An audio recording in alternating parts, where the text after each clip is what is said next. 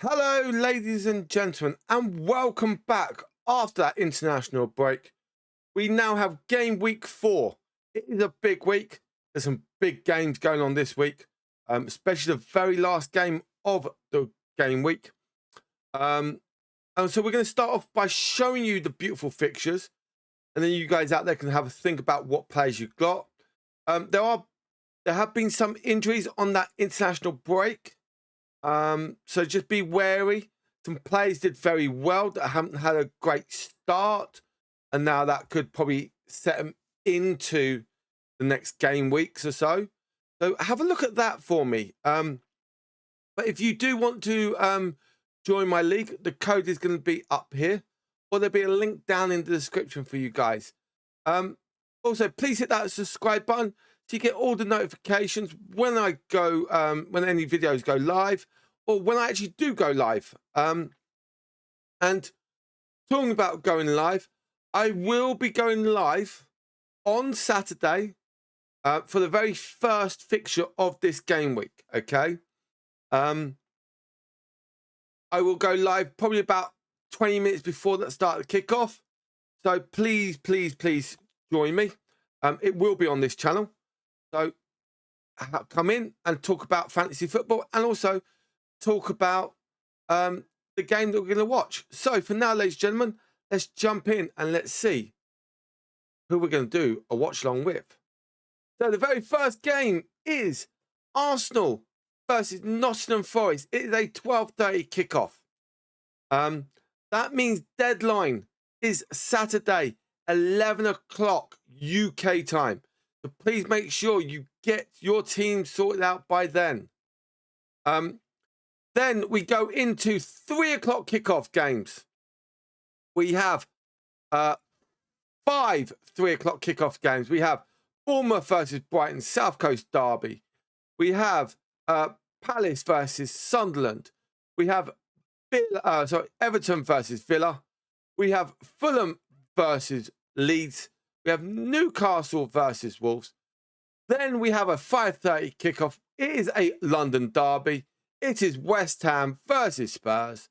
So we'll see how we get on there. Then we go, we got an evening kickoff. Another London game.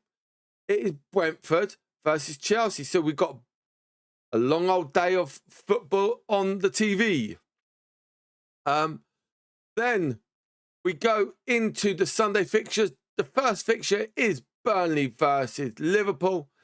And then we finish off with the biggest game of them all, which is Man City versus Manchester United, the Manchester Derby at 4:30. So there's some big fixtures there for you guys. So please think about what players you're going to pick, why they're playing, who they're playing against, and have a look. Are some of them going to be match fixed? Some of them, for example, okay, Weze going to Newcastle, hasn't played as much. Isak going to Liverpool, okay. Is he going to go straight onto the pitch, or is he going to be on the bench coming on later on? You never know. So think about that, ladies and gentlemen, as well. So we'll have a look at the top transfers in and why I think people have done it. We will start off with the top transfers. And as you can see, Jack Grealish is that top player transferred in. For me, he has done really well since he's moved to Everton. He's got a few assists. As you can see there, he's got 2 assists in 2 games for Everton.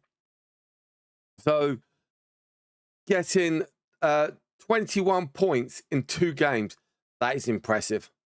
I'm not counting the Leeds game because he only played 19 minutes in that one. But the other 2 where he's played literally nearly 90 minutes, he's done really well. I think that Leeds game was just him. I think that was that Leeds game for Man City. But you also got to remember, in game week 8, he cannot play. Okay, so game week 8, he cannot play, okay?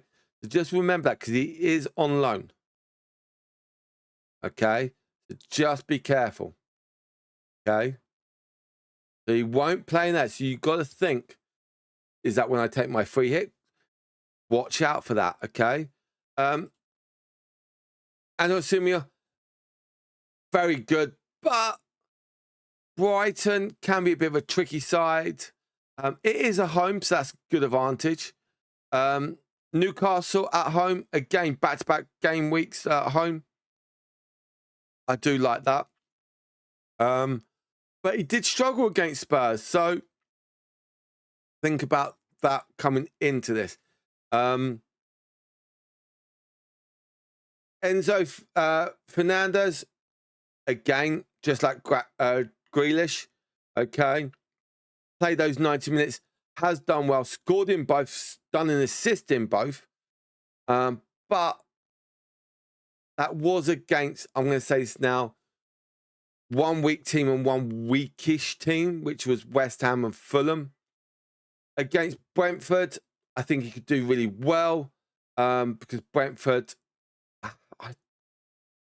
they've lost players. They've had that lot of rift. I think looking into it, it could be a very harsh one. Going to Manchester United, I think, depending on how United get on at against City, you can never know. But they do have Liverpool coming up as well. So some very strong type of fixtures coming their way as well. Isak, as I've said, hasn't played any games in the Premier League. Do I think he's going to start? Yes, he did play international football, but he's Swedish team.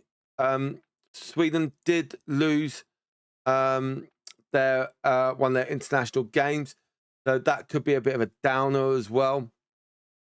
Do you want to risk 10.4 million? Potentially, no. For me, I would probably wait for Isak. Even so, Palace, Chelsea, and United coming up, that could be a hard one as well. I would hold off on Isak at the moment. Pedro, I can't complain about Pedro. He did really well in the Club World Cup. He's brought that forward, but again, the opposition. And I think exactly with Enzo, that opposition, as I've already said. Mark Gay, yes, he had a bit of a problem because he wanted to move. It fell through. But I don't think that's stopping him because he's done really well on that international duty. He did score, which is very good. Against Sunderland, I think he'll do really well. Against West Ham, I think you potentially could have him. Against Liverpool, that's going to be a strong fixture. Will his head be in the right place against Liverpool? Honestly, I don't know. So bear with it on that one. Then we've got a Liverpool duo coming up.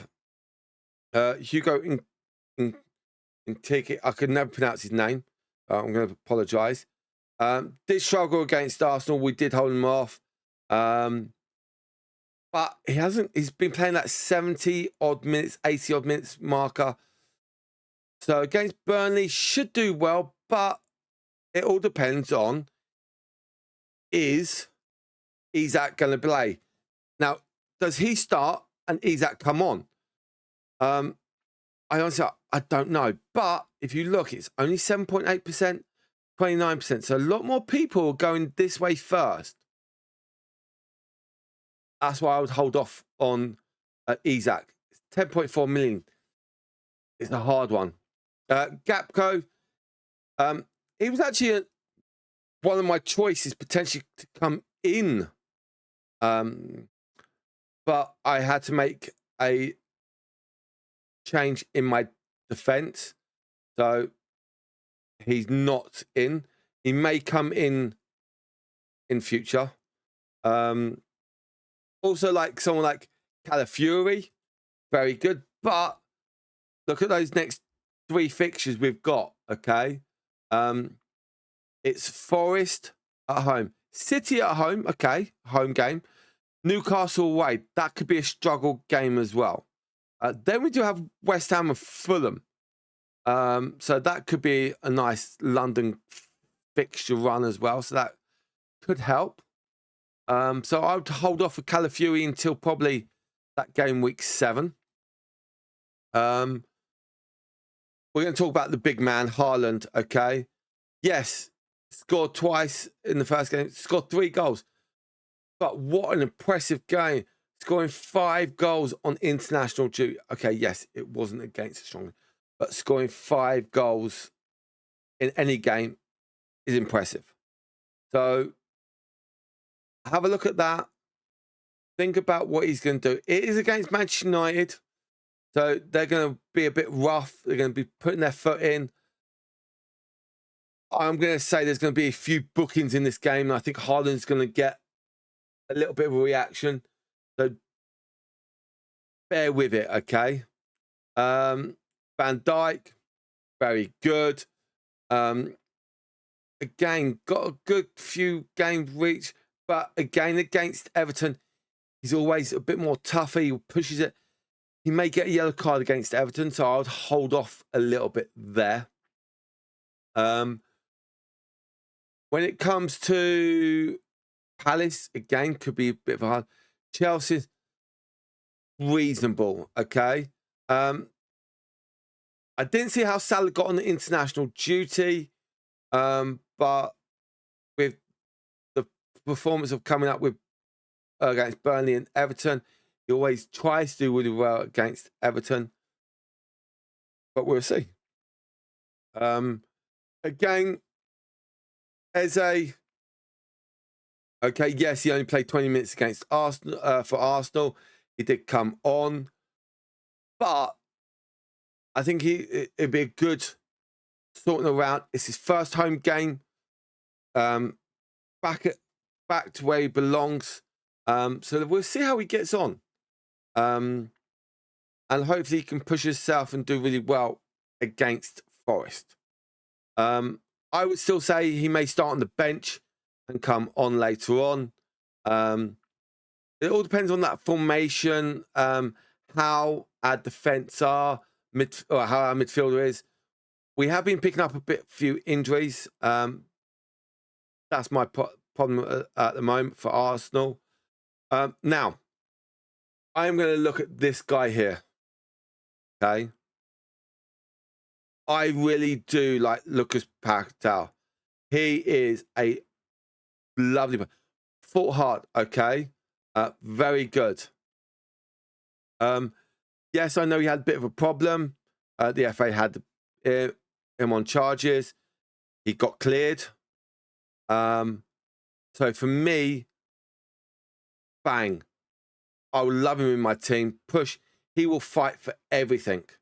And I think he will fight against everyone. Now, if you look there, those next 5 games, okay, you may not see on screen, but he's got Spurs at home, Palace at home, okay, Everton away, Arsenal at home, Brentford at home. So they've got in the next 5 games, they're in London for 4 of them. So there's not much travel. They don't have to worry about Europe like some of the other teams in that do. So I would be looking at that really well. And for me, only 2.4% of people have got him. I'll tell you, if one of my midfielders does get injured, he's one of my next players that I'm thinking about bringing in. So have a look at that, and you can gain loads of points of him. Yes, West Ham have been terrible at the start of the season, but again, they did beat a Forest side. Yes, they did lose Chelsea, but he still picked up points against Chelsea. That's what you got to remember. And I think he will pick up those points, crucial points, when people don't want. And he's going to make a big difference to a lot of people. So just have a little look at that. So now, ladies and gentlemen, I'm going to have a little look at my league and show you. So at the moment, I'm 6th, was 9th the week before. And we're just having a quick look. And here we go. This is how many points everyone's got. Where's everyone in the leaderboard? So I did manage to finish the second highest of points this game week. There wasn't that much difference. Like, I only lost by 1 point, but 67 points was the highest, and I think 40 was the lowest. 31 actually down here. Oh, not good down the bottom here, guys. But yeah, I think it's going to be more tighter league this year. I think it's going to be a bit more pushy. Also, with those bench boosts, the triple captain, and having them twice, that could be a very good one. Especially that second half of the league could be a very good one as well. But for now, ladies and gentlemen, thank you for watching. Okay, if you still want to join my league, the code is up here, or there'll be a link down in the description. Thank you very much for watching. Stay tuned, and I'll catch you guys on the next one. Goodbye from now.